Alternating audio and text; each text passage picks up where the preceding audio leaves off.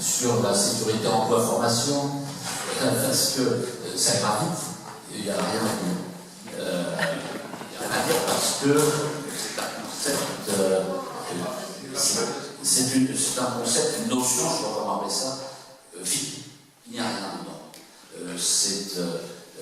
Alors, il n'y a rien dedans, mais quand même,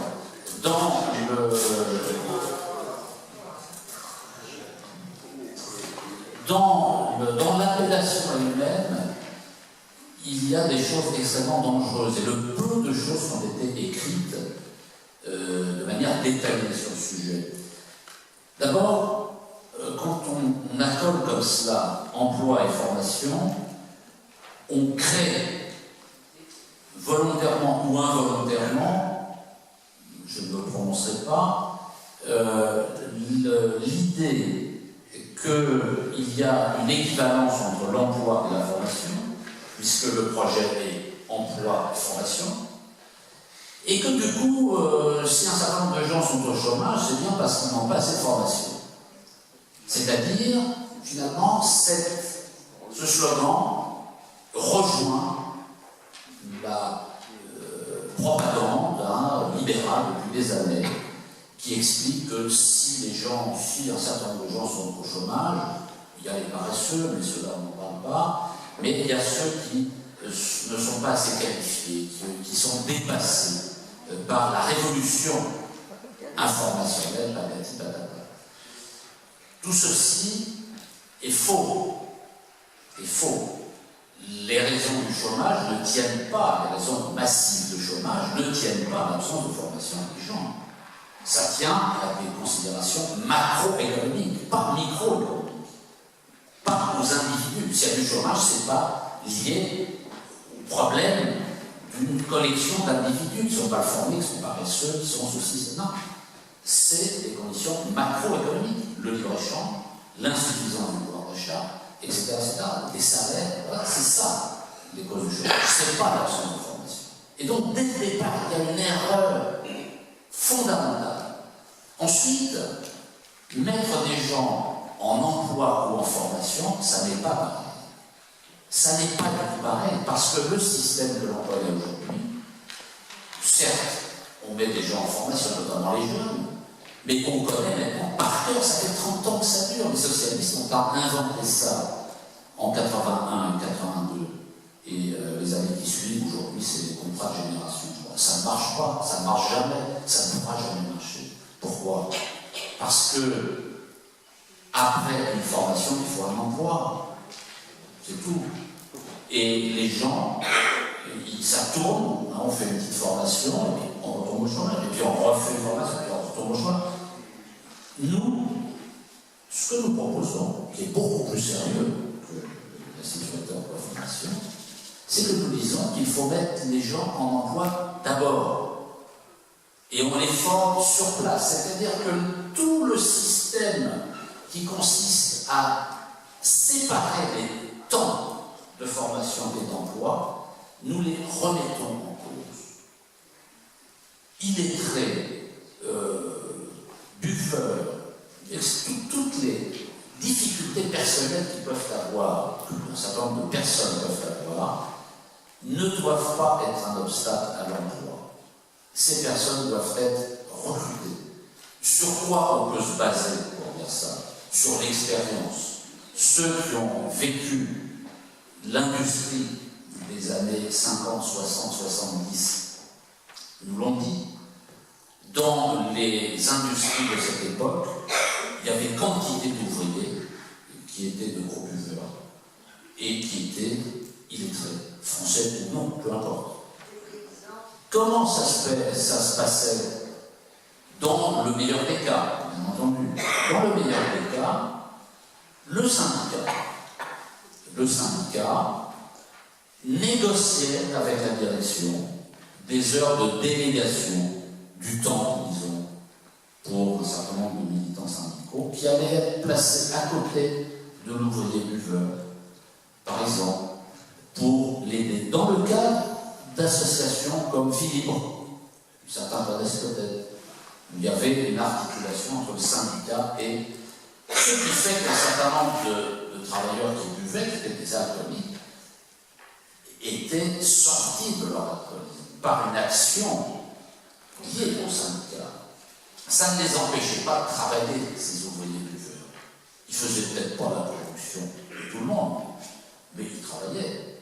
Quant aux illettrés, les illettrés, ils travaillaient aussi, ils faisaient des choses qu'ils pouvaient faire, et ils étaient pris en charge par le syndicat pour les aider, les mettre sur les rails. Donc il faut arrêter avec ces formules qui n'en finissent pas de formation, d'insertion, etc. D'ailleurs, le mot lui-même, insertion, est absolument odieux, parce que ça veut dire qu'il faut mettre les gens dans un système de force, alors qu'en réalité, c'est pas du tout ça qui doit être donc déjà, dès le départ, pour ce concept de sécurité, emploi, formation, ça part très très mal. Ça part d'une incompréhension de la réalité, des besoins, des causes du chômage, des solutions. Et ensuite, je termine sur deux aspects, c'est un second creux.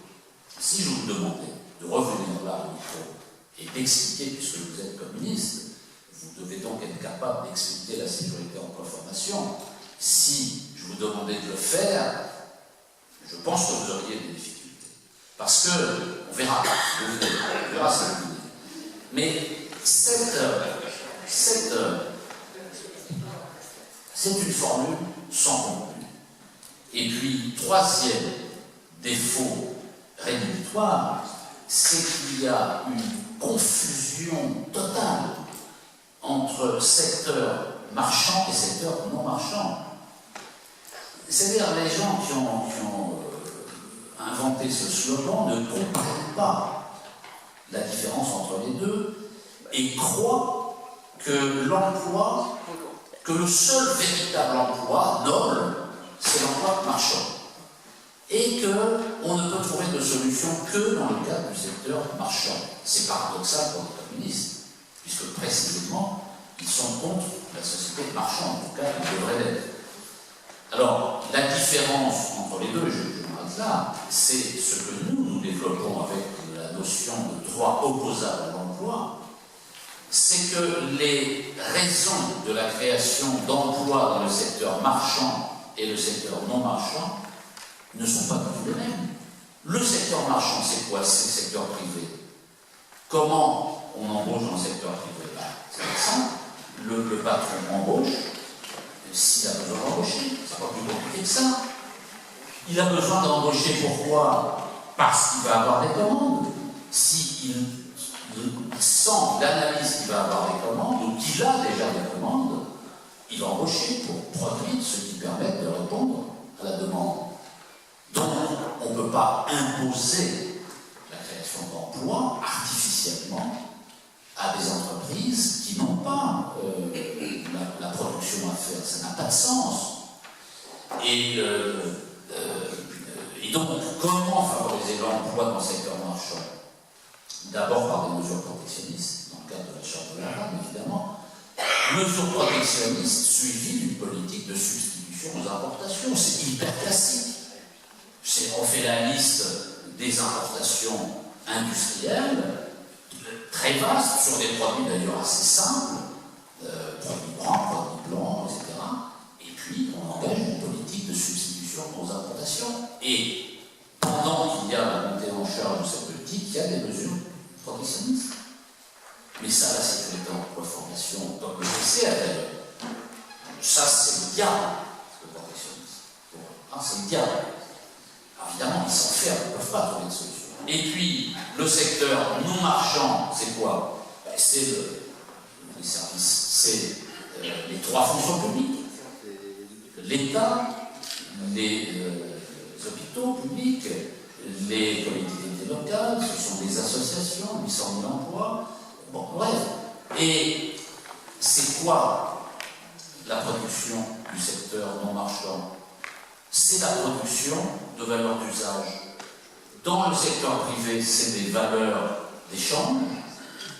Dans le secteur non marchand, c'est la production de valeurs d'usage, c'est-à-dire la production de services à la population non marchande, l'éducation, etc.